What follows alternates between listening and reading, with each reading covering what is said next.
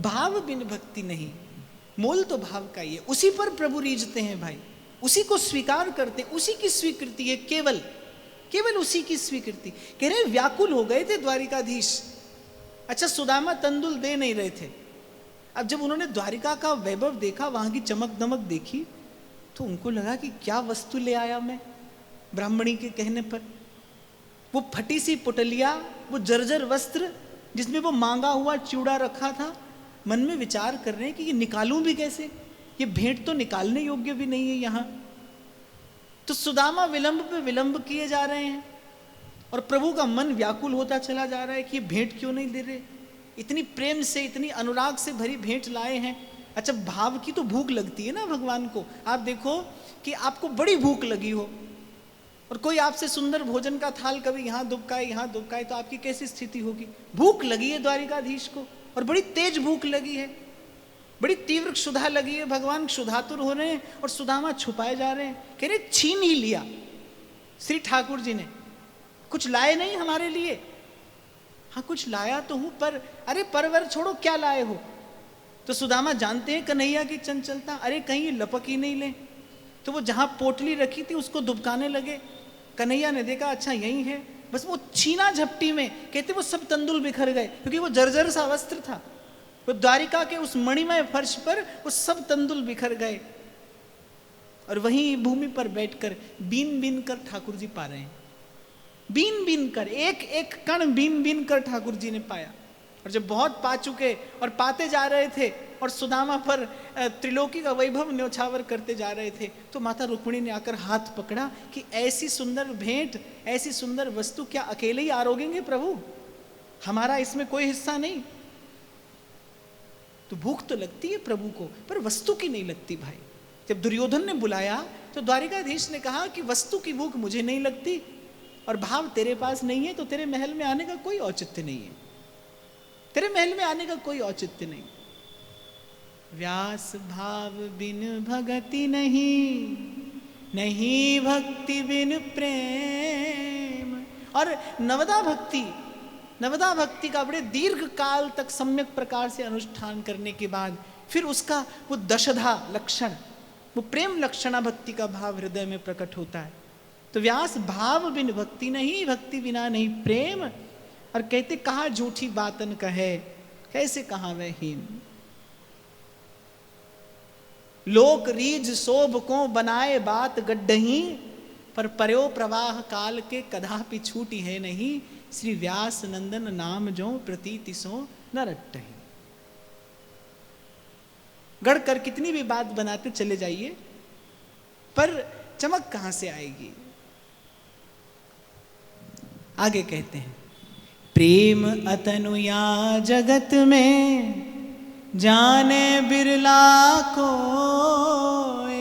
प्रेम अतनुया जगत में जाने बिरला को। व्यास सतन क्यों परसी है, पचिहारो जग रोय। व्यास सतन क्यों परस है, पचिहारो जग रोय। बड़ा सूक्ष्म सिद्धांत व्यास जी कह रहे हैं। कह रहे प्रेम अतन या जगत में, अर्थात प्रेम का कोई आकार नहीं होता। प्रेम को भी अनंग कहते हैं, प्रेम को भी अनंग कहते हैं। आप भी देखो, प्रेम को देखा तो नहीं, केवल अनुभव ही तो किया जाता है। सिर्फ एहसास है कि रूह से महसूस करो, और बस प्यार को प्यार ही रहने दो, कोई नाम न दो। क्या खूब लिखा है लिखने वाले ने, प्यार कोई बोल नहीं और प्यार अल्फाज नहीं, एक खामोशी है सुनती है कहा करती है, ना ये रुकती है न थमती है न ठहरी है कहीं, और नूर की बूंद है सदियों से बहा करती है। सिर्फ एहसास है ये रूह से महसूस करो, प्यार को प्यार ही रहने दो, कोई नाम ना दो। हमने देखी है उन आँखों की महकती खुशबू। प्यार प्यार को प्यार ही रहने दो, कोई नाम ना दो। व्यास जी यही बात कह रहे हैं, प्रेम अतनु या जगत में जाने बिरला कोई। और वस्तुतः कोई बिरला ही होता है जो प्रेम के उस विशुद्ध स्वरूप का कभी अनुभव कर पाता है। जाने बिरला कोई। अगली पंक्ति में कह रहे, अरे व्यास सतन क्यों परसी है, पची हार्यो जग रोए। संसार की रीति क्या है? संसार वस्तु से ही प्रेम करता है, वस्तु से ही प्रेम को प्रकट भी करना चाहता है, वस्तु से ही प्रेम का लेना देना करना चाहता है। और प्रभु के दरबार में उपस्थित होकर भी वो यही व्यापार करता है। करते तो हो आप, फूल बंगला लगा देंगे, छप्पन भोग करा देंगे, ब्याहुला करा देंगे, ये सब क्या है? इसी की बात व्यास जी कह रहे हैं, अरे सतनु क्यों परिस है? इन सब वस्तुओं से उस प्रेम का स्पर्श कैसे किया जा सकता है? उस अतन का इस सतन से स्पर्श कैसे किया जा सकता है? एक ही विधि है भाई प्रेम का, भगवत प्रेम का, उस विशुद्ध प्रेम का अनुभव करने की। श्रवणम कीर्तनम विष्णु स्मरणम पाद सेवनम अर्चनम वंदनम दास्यम सख्यम आत्मनिवेदनम। श्रवण कीर्तन स्मरण, फिर अर्चन वंदन, फिर जब भाव में परिपक्वता आती है, प्रगाढ़ता आती है, स्थिरता आती है, फिर अपने हृदय के भाव के अनुकूल अनुरूप प्रभु का भजन सेवन, और फिर अंत में एक स्थिति आती है जब आत्मनिवेदन का भाव आता है, जब वस्तुतः जीव को लगता है कि नहीं भाई कुछ भी निवेदन करने योग्य नहीं है प्रभु को, कुछ निवेदन किया जा सकता है तो केवल स्वयं को ही निवेदन किया जा सकता है। आत्मनिवेदनम।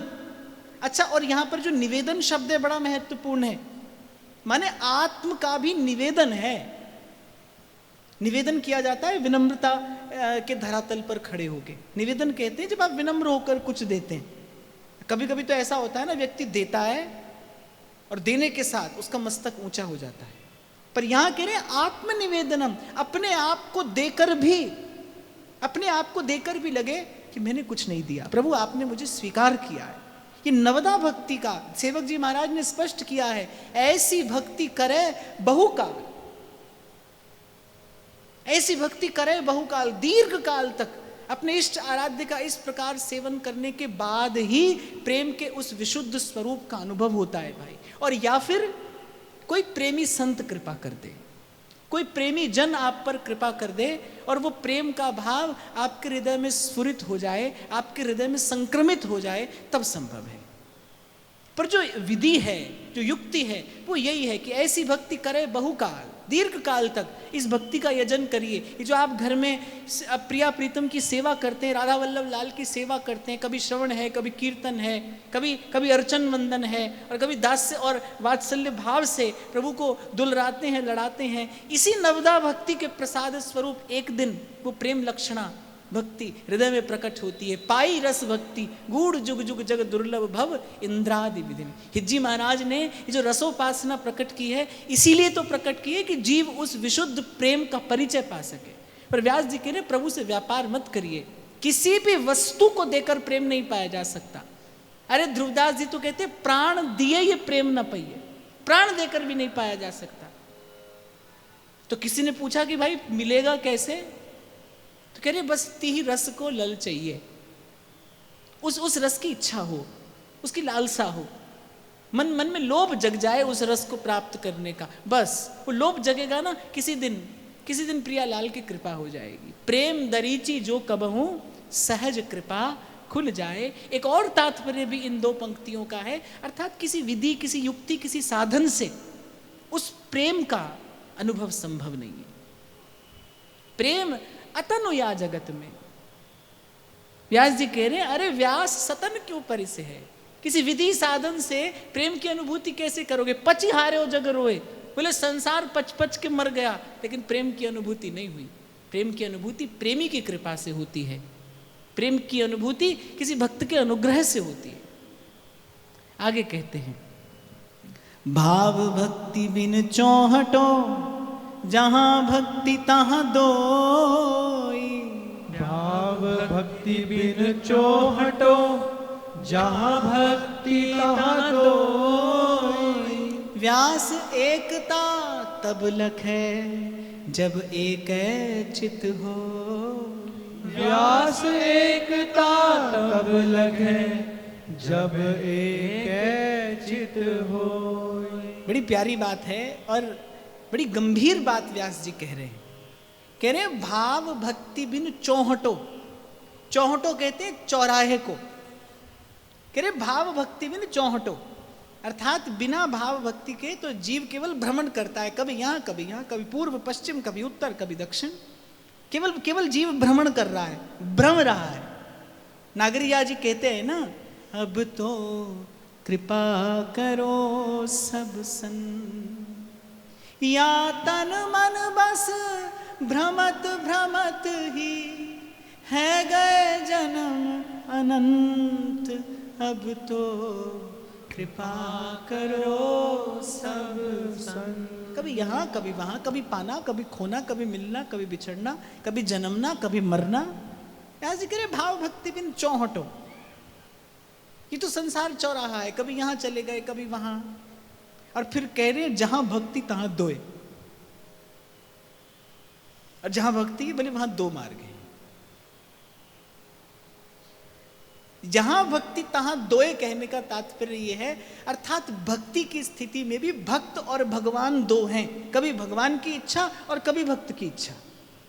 पर आगे कहते व्यास एकता तब लखै जब एक चित्त हुए, अर्थात भक्ति के बाद व्यास जी कहते एक स्थिति और है जिसको प्रेम कहते हैं, और उस प्रेम में क्या है, अपने प्रेमास्पद से चित्त एक हो गया है, चित्त एक हो गया। जोई जोई प्यारो करे सोई मोहे भावे, भावे मोहे जोई सोई, सोई करे प्यारे। जोई जोई प्यारो करे सोई मोहे भावे, भावे मोहे जोई सोई, सोई करे प्यार। ये है प्रियतम से एक हो जाना। व्यास जी कह रहे व्यास एकता तब लख है जब एक चित हुई। ये प्रेमी भक्त का गुण है, ये एक प्रेमी का लक्षण व्यास जी ने बताया। तो कह रहे भाव भक्ति के बिना तो जीव केवल भ्रम रहा है, भक्ति हो जहां भक्ति तहां दोई, माने वहां भी कुछ दुचित्ती है। जैसे एक गोपी का हृदय है, एक कृष्ण का हृदय है। ये बड़ी सूक्ष्म बात है, वो ध्यान से समझना और इसे अन्यथा ना लेना। व्यास जी यहाँ रस सिद्धांत की बात कर रहे हैं, कह रहे भक्ति में भी थोड़ी सी दुचित्ती है। कभी भक्त का हृदय है, कभी भगवान का हृदय है, कभी भक्त की इच्छा है, कभी भगवान की इच्छा है। पर व्यास जी कह रहे एक रस प्रेम। आप देखिए संतों के मुख से सुना है, रसिकों के मुख से सुना है कि अनंत अनंत सहचरियां निकुंज में हैं, लेकिन यदि एक सहचरी के मन में इच्छा है कि आज प्रियालाल गुलाबी पोशाक धारण करें, तो सभी सहचरियों के मन में यही इच्छा होगी कि प्रियालाल गुलाबी ही पोशाक धारण करें, क्योंकि सब सहचरियों का मन एक है, वहां दो चित्ती नहीं है। और ध्रुवदास जी एक स्थान पर सिद्धांत विचार में कहते हैं, कोई अपनो सुख चाहे, कोई अपनो सुख चाहे, जब तक कोई अपनो और कोई अपनो सुख चाहे तब तक प्रेम कहां पाई।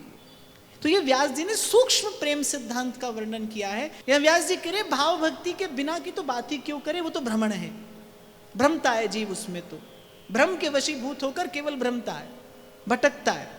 कह रहे जहां भक्ति तहां दोई, वहां भी थोड़ी दुचित्ती है। पर व्यास एकता तब लख है जब एक चित्त हो। खुसरो की दो पंक्तियां हैं, मैंने पहले भी शायद कभी यहां से जिक्र किया था कि मुझे कभी अवसर मिला तो दो पंक्ति की मैं चर्चा करूंगा।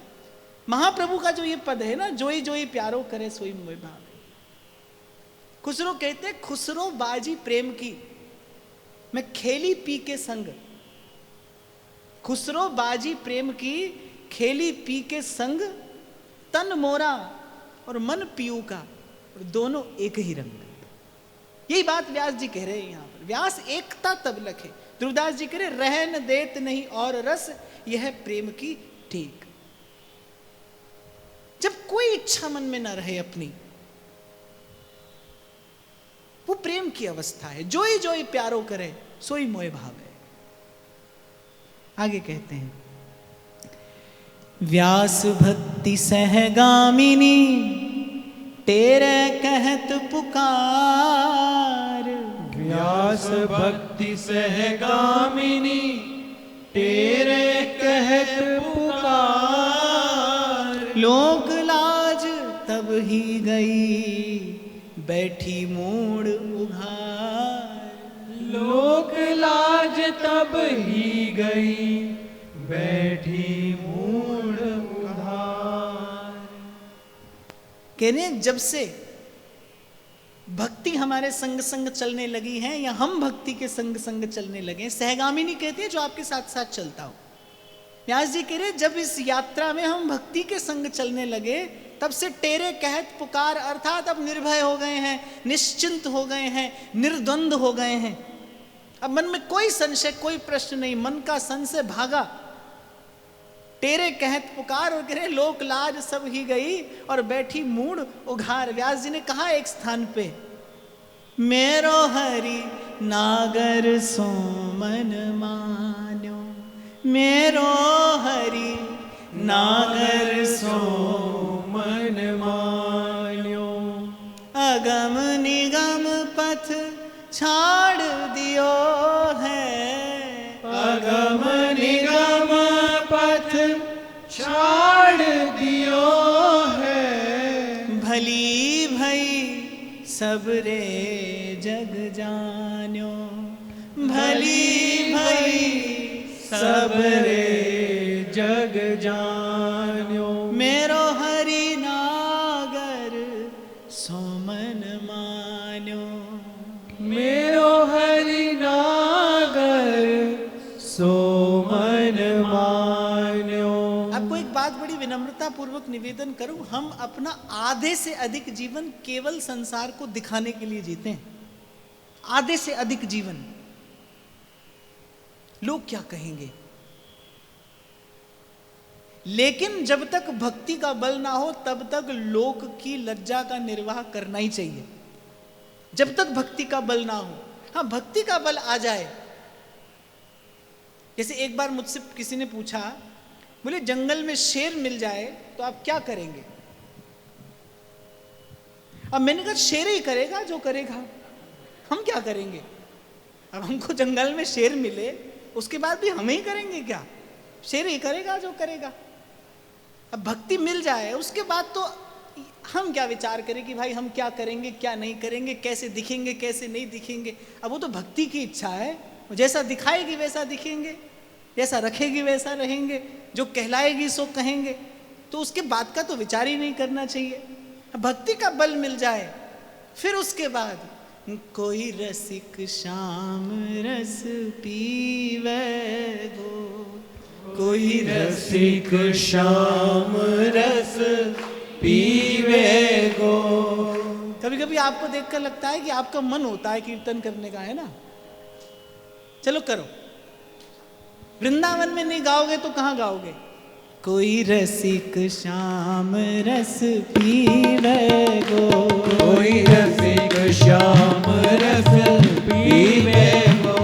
जोई पीवे गो सोई जीवे गो, जोई पीवे गो सोई जीवे गो। जोई जीवे गो सोई फूले गो, जोई जीवे गो सोई फूले गो। तन मन धन देखना भूले गो, तन मन धन देखना भूले गो। जोई चाखे गो सोई नाचे गो, जोई चाहे गो सोई नाचे गो। साधुन के संग मिल राचे गो, साजन के संग फिर नाचे गो। कोई रसिक श्याम रस पीवे गो, कोई रसिक श्याम रस पीवे गो। जब व्यास दास ही भावे गो, जब व्यास दास ये भावे गो। तब अंग खवासी पावे गो, तब अंग खवासी पावे गो। कोई रसिक श्याम रस पीवे गो, कोई रसिक श्याम रस पीवे गो। जोई पीवे गो सोई जीवे गो, कोई पीवे गो सोई जीवे गो। कोई रसिक श्याम रस पीवे गो, कोई रसिक श्याम रस पीवे गो। व्यास जी कह रहे हैं कि इस प्रेम का लक्षण क्या है कि प्रेमी सदा खुमारी में रहता है, लेकिन फिर भी कह रही है तन मन धन देख न भूले गो। सदा खुमारी में है, धरत है पग और परत है कितहूं, सुधि नाही धन धाम की, जाहि लागी लगन घनश्याम की। पर आप देखिए गोपी पर तो प्रेम की कोई ऐसी खुमारी चढ़ी है जो उतरने का नाम नहीं लेती। जिस गोपी को श्याम भ्रमर देखकर कृष्ण मिलन की भावना का उद्दीपन हो जाता हो, नभ मंडल में काला मेघ देखकर जो मूर्छित हो जाती हो, जो श्याम तमाल को कृष्ण कृष्ण कहकर लिपट लिपट कर रोती हो, लेकिन वो गोपी उद्धव को देखकर नहीं भूलती। जबकि उद्धव बिल्कुल श्री कृष्ण जैसे हैं, उनका वर्ण श्री कृष्ण सा है, श्रृंगार श्री कृष्ण सा है, श्री कृष्ण के प्रसादी वस्त्र पहने हैं, श्री कृष्ण की प्रसादी वनमाला है, श्री कृष्ण का प्रसादी अंगराग लगाया है, माने खुशबू भी सुवास भी श्री कृष्ण के श्री अंग से आ रही है। उसको देखकर भी गोपी भूलती नहीं। किसी ने पूछा कृष्ण है? बोली कृष्ण सा है कोई, कृष्ण नहीं है, कृष्ण सा है। तो प्रेम का भाई ये विलक्षण गुण है। प्रेमी रहता तो खुमारी में है, लेकिन माया के भुलावे में नहीं आता। कोई रसिक श्याम रस पीवे, कोई रसिक श्याम रस पीवे गो। और ये श्याम रस है क्या? श्री राधा राधा राधा राधा राधा राधा राधा राधा राधा राधा राधा श्री राधा राधा राधा राधा राधा राधा राधा राधा राधा राधा राधा राधा राधा श्री राधा राधा राधा राधा राधा राधा राधा राधा राधा राधा राधा राधा राधा श्री राधा राधा राधा राधा राधा राधा राधा राधा राधा राधा राधा राधा राधा श्री राधा राधा राधा राधा राधा राधा राधा राधा राधा राधा श्री राधा राधा राधा राधा राधा राधा राधा राधा राधा राधा राधा राधा राधा। तो कह रहे मात पिता की सीख न मानी और तजो कुल कान्यो, और व्यास दास प्रभु के मिले बिन काहे रुचे भोजन पान्यो, मेरो हरि नागर सो मन मान्यो। तो इन दो पंक्तियों में व्यास जी ने अपनी उस प्रेमोन्मत्त दशा का विवरण दिया है और कहते हैं कि जब भक्ति सहगामिनी हुई, अर्थात जब भक्ति के संग संग प्रभु की ओर चले, तो ये मस्ती, ये उन्माद, ये खुमारी हमें प्रसाद में मिला है। अब ना लोक की लज्जा है, न कोई और चिंता है, अब बस मन क्रम बचन तुम्हारी आशा।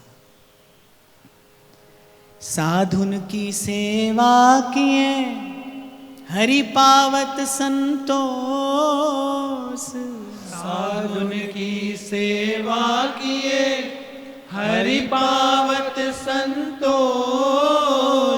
साधु विमुख जय हरि भजे व्यास बढ़े दिन रोष। साधु विमुख जय हरि भजे व्यास बढ़े दिन रोष। व्यास जी कह रहे हैं कि वस्तुतः प्रभु की प्रसन्नता कहाँ है, किसमें है? साधुन की सेवा की है। भगवान ने अनेक अनेक स्थानों पर कहा, पुराणों में ऐसे अनेक वाक्य मिलते हैं। भगवान स्वयं अपने मुख से कहते मोते अधिक संत करी लेखा। अच्छा, भगवत रसिक देव संत का एक लक्षण बताते हैं, मैं इस पंक्ति का कभी चिंतन करता हूं। वो कहते भजन किसका करिए? हरि का करिए। सेवा किसकी करिए? साधु की करिए। हरि को भजन, साधु की सेवा और सर्वभूत पर दाया। वस्तुतः तो भाई संत सेवा ही प्रभु की सेवा है। साधुन की सेवा किए हरि पावत संतोष, प्रभु को सुख होता है। आप प्रभु के किसी प्यारे संत की सेवा करें, आप प्रभु के जन की सेवा करें। और श्रीमद् भागवत भी कहती है दासानुदास हो। भगवत रसिक देव कहते हैं इतने गुण जामे सो संत, श्री भागवत जस गावे श्रीमुख कमला कंत। कह रहे हरि को भजन, साधु की सेवा, सर्वभूत पर दाया। हिंसा दंभ लोभ छल त्यागे, बिस सम देखे माया। संत की सेवा से प्रभु की प्रसन्नता है, प्रभु को भगवान व्यास जी करे संतोष, प्रभु को सुख मिलता है। आप संत की सेवा करिए, प्रभु सुखी होंगे। और प्रेम का तो ये धर्म है, खाए कोई और तृप्त होए कोई और। आप सेवा साधु की करिए, प्रसन्नता प्रभु को होगी। एक स्थान पर तो भगवान कहते हैं कि मैं संत के मुख से ही खाता हूं, संत के मुख से ही बोलता हूं। और तुलसी बाबा तो बड़ी प्यारी बात कहते हैं, अंतर्यामी गर्भगत संत सुंदरी माही, तुलसी पूजे एक के दो पूजे जाए। कह रहे अंतर्यामी गर्भगत संत सुंदरी माही, संत रूपी सुंदरी के गर्भ में रहते हैं भगवान। तुलसी पूजे एक के दो पूजे जाए। माता को खिलाओ तो उसके गर्भ में पल रहा बालक भी तो पुष्ट होता है। तुलसी पूजे एक के दो पूजे जाए। पर ये प्रसाद मिलता प्रभु की कृपा से है। प्रभु कृपा करें और विशेष कृपा करें तो जीवन में साधु की सेवा मिलती है। और अगले पंक्ति में ये भी कहते हैं, साधु विमुख जे हरि भजे, व्यास बढ़े दिन रोज। साधु की सेवा किए बिना, साधु से विमुख होकर जो हरि का भजन करे तो व्यास जी करे व्यास बढ़े दिन रोज। फिर तो ठाकुर जी के हृदय में रोष होता है। कहने का तात्पर्य व्यास जी का यही है, भाई हमको दूसरी ओर नहीं जाना है, हमको तो सकारात्मक पक्ष का विचार करना है कि संत की सेवा से भगवान की प्रसन्नता है। साधु की सेवा से प्रभु प्रसन्न होते हैं, उनको संतोष होता है, उनको सुख मिलता है। सती सूरमा संत जन इन समान नहीं और, सती सूरमा संत जन इन समान नहीं और, अगम पंथ पे पग धरे डिगे न पावे ठोर। अगम पंथ पे पग धरे डिगे न पावे ठोर। यहाँ व्यास जी कह रहे सती सूरमा और संत इनके समान कोई और नहीं होता, क्योंकि तीनों अपने प्राण अपनी हथेली पर लेकर चलते हैं। सती का साहस कैसा है, तमक सिंदूर मेल माथे पे साहस सिद्ध सती को सुजरी वो जीवित अग्नि स्नान करने को तैयार है। ये कोई साधारण सामर्थ्य नहीं है। और सूरमा रणभूमि में उतरता है तो प्राण हथेली पे लेकर ही तो उतरता है, खबर तो नहीं है कि लौट कर आएगा कि नहीं। ऐसे ही संत भी अगम पथ पर पग धरा है। भाई एक और बात मैं यहां आपको निवेदन करूं, प्रेम का कोई प्रमाण नहीं होता। और आपके शब्दों में तो कहूं तो प्रेम कोई गारंटी नहीं देता है। यहां तो वो है कि तेरी महफिल में किस्मत आजमा कर हम भी देखेंगे। यहां तो जीवन का बलिदान देने के लिए जो प्रस्तुत हो वो आए। संत कहते हैं कि शीस तली पे धर ना सके, अरे सो प्रेम गली में आवे ही क्यों। चाखा चाहे प्रेम रस, राखा चाहे मान, एक म्यान में दो खड़ग, देखी सुनी न कान। कहने का व्यास जी का तात्पर्य है कि भाई इन तीनों का साहस अद्भुत है, अपने प्राण न्यौछावर करने के लिए चले हैं और ये खबर नहीं है कि बदले में कुछ मिलेगा कि नहीं मिलेगा। अब भजन का मार्ग है भाई, प्रेम का मार्ग है, चले हो। और संतों ने तो खूब डंके की चोट पर कहा, जिस पर तुम हो रीझते क्या देते यदुवीर, रोना धोना सिसकना आहो की जागीर। और घनानंद तो कहते कौन सी पार्टी पड़े हो लला, मन लेहू पे देऊ छटाक नहीं। सब ले लेते हो आप और देते कुछ भी नहीं। कजरारी तेरी आंखों में क्या भरा हुआ कुछ टोना है, तेरा तो हसन औरों का मरण, बस जान हाथ से धोना है। सब जानते हैं भक्त, सब समझते हैं। उद्धव क्या करने आए थे, गोपियों के आंसू ही तो पोंछने आए थे। कितना रोती है गोपी, निस दिन बरसत नैन हमार, निस दिन नेत्र बरसते हैं गोपी के। सदा रहत पावस ऋतु हम पर, सदा रहत पावस ऋतु हम पर।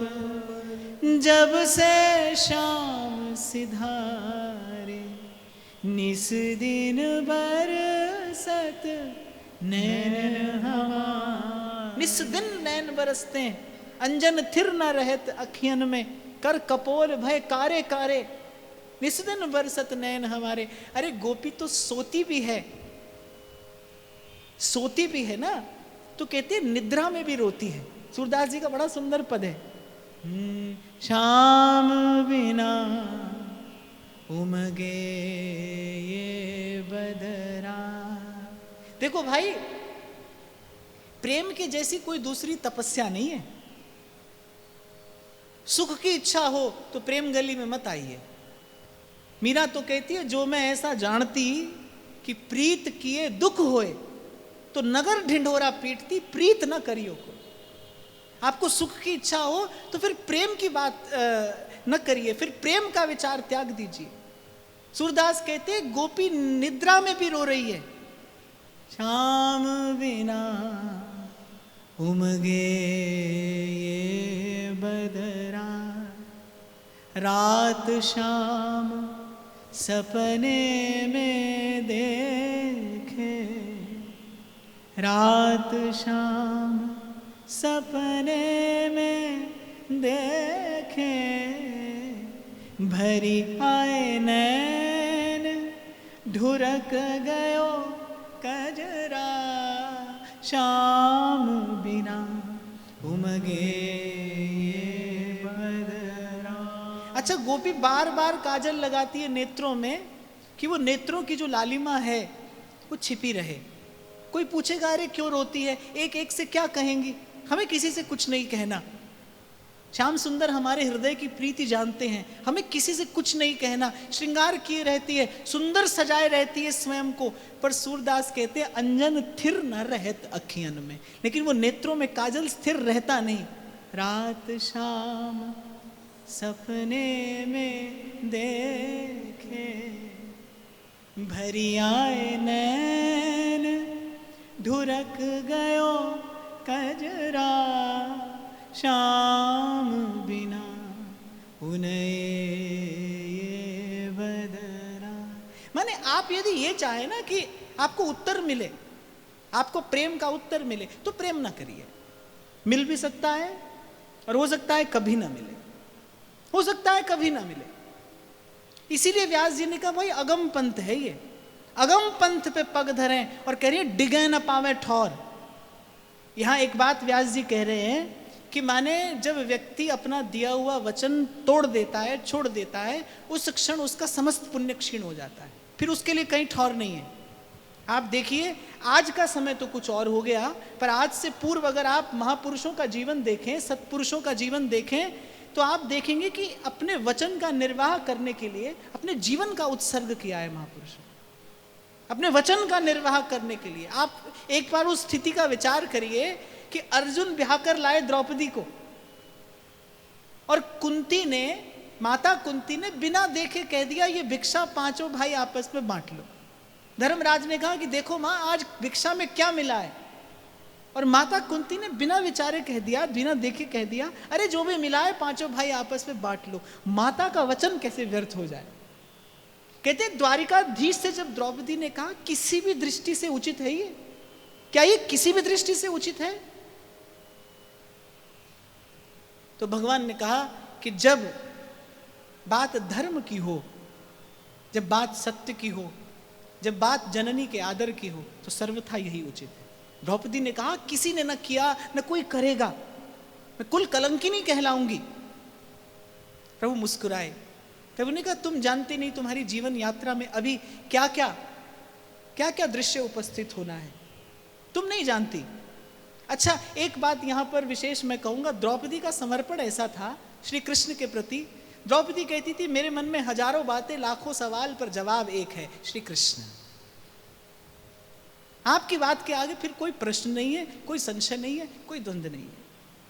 वचन पालन के लिए कैसी स्थिति आ गई जीवन में, माता का वचन पालन करना है, और यद्यपि ये किसी भी दृष्टि से उचित नहीं था, किसी भी दृष्टि से ठीक नहीं था, पर प्रभु ने कराया, प्रभु ने कराया।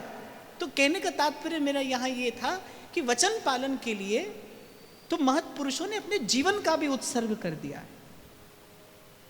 एक कविता है, मुझे कभी अवसर मिला तो मैं आपको सुनाऊंगा। वो कहते हैं, जब भरत बुलाने के लिए गए, अगर फिर लौट आते तो फिर राम ना होते। भरत जी बुलाने गए थे कि प्रभु सिंहासन मेरा है ना, मेरी माता ने मेरे लिए राज सिंहासन मांगा है, अब सिंहासन मेरा है, सिंहासन का उत्तराधिकारी मैं हूं, मैं जिसे चाहे उसके चरणों में भेंट कर दूं। मैं आपके चरणों में ये अवधपुरी का राज सिंहासन भेंट करता हूं। पर प्रभु मुस्कुराए और कवि लिखता है, अगर वो लौट आते तो फिर राम ना होते। कहते अवध के भूप तो होते मगर भगवान ना होते। केवल वचन पालन के लिए पिता को वचन दिया है मैंने, ये मेरे पिता के वचन का सम्मान है, ये मेरे पिता के वचन का मान है। तो कहते अवध के भूप तो होते मगर भगवान ना होते। तो वचन पालन के लिए तो श्रेष्ठ जन अपना जीवन न्यौछावर कर देते हैं, और वचन दे के जो पलट जाए उसको तो नरक में भी ठौर नहीं है। व्यास जी कह रहे हैं, अगम पंथ पे पग ढरे डिगे न पावे ठौर। और अगम पंथ ऐसा है भाई, उससे डिग जाए तो फिर कहीं ठौर नहीं है। तो संसार के लोग भी इतना तो जानते हैं भाई, बाबूजी धीरे चलना और प्यार में जरा संभलना। ये प्रेम को पंथ करार महा और तलवार की धार पे धावनो है। पर व्यास जी तीनों की वंदना करते हैं, सती सूरमा संत जन इन समान नहीं और। सती का साहस भी अद्भुत है भाई, सती का साहस भी अद्भुत है। मृत पति की देह पर विलाप करने के स्थान पर वो वीरांगना अग्नि स्नान करके अपने पति के साथ स्वर्गलोक को जाती है। और सूरमा वो तो उतरा ही है रण क्षेत्र में अपने प्राणों का बलिदान देने के लिए, लौट कर नहीं आएगा, लौट कर नहीं आएगा, अपने प्राणों की रक्षा के लोभ से लौट कर नहीं आएगा। और संत जन अगम पंथ पे पग ढरे डिगे न पावे ठौर। बड़े हरि के जना, बड़े हरि के जना। आज का ये भाव यही श्री जी के चरणों में निवेदन करते हुए महाराज श्री को प्रणाम, आप सबके हृदय स्थित प्रभु को वंदन।